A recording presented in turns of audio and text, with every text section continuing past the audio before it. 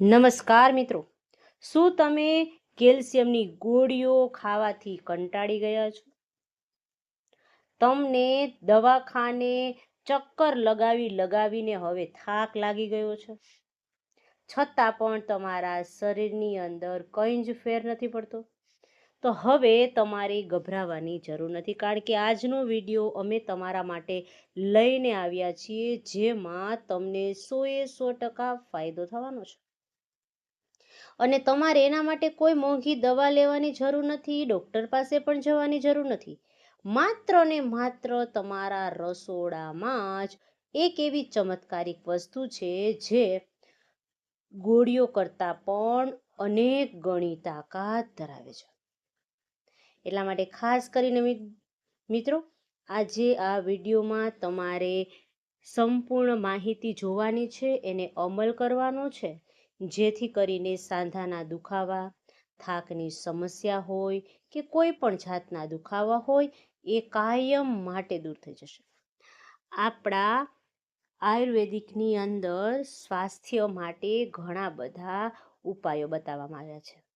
આપણા વડીલો હંમેશા કહેતા આવ્યા છે કે રસોડું એ આપણી સૌથી મોટી ઔષધશાળા છે.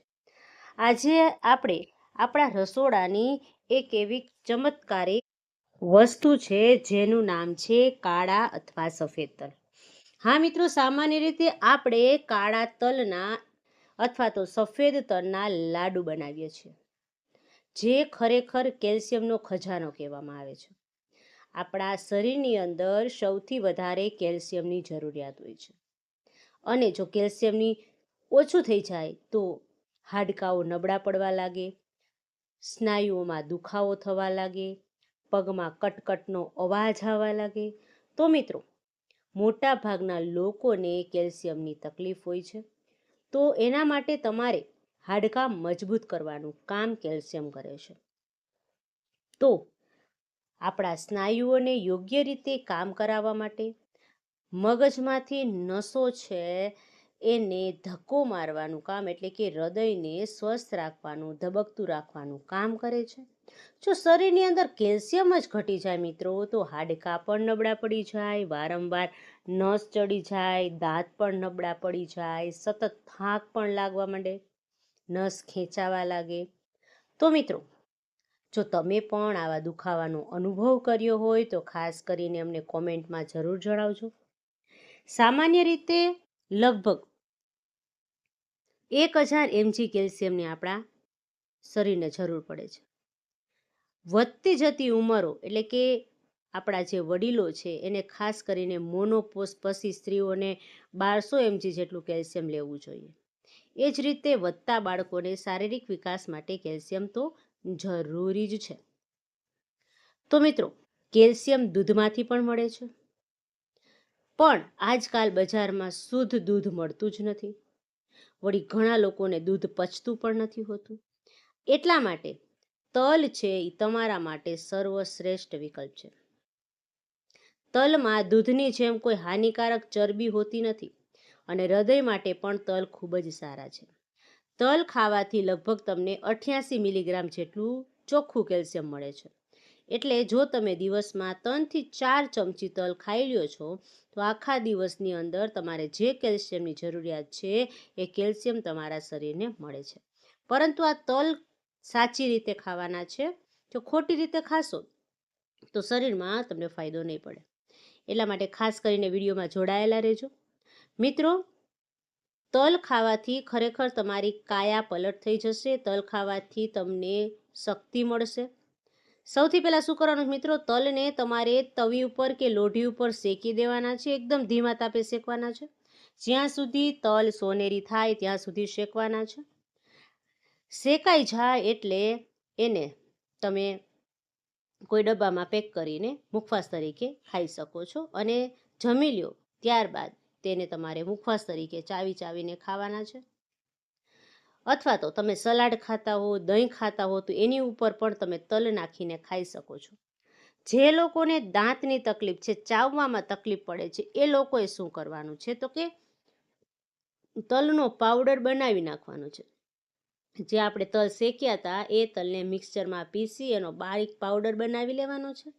પછી આ પાવડરને તમે રોટલીમાં, ભાખરીમાં, દહીંમાં નાખી અને ખાઈ શકો છો.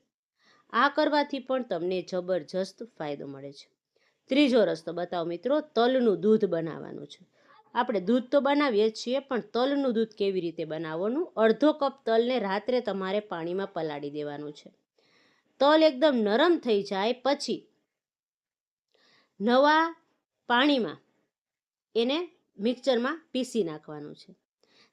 સ્વાદ પ્રમાણે તમારે થોડોક એલચી પાવડર અથવા તો મધ ઉમેરી દો અને પછી કોઈ સાફ કપડું હોય, સુતરાઉ કાપડ, એમાંથી એને ગાળી લેવાનું છે.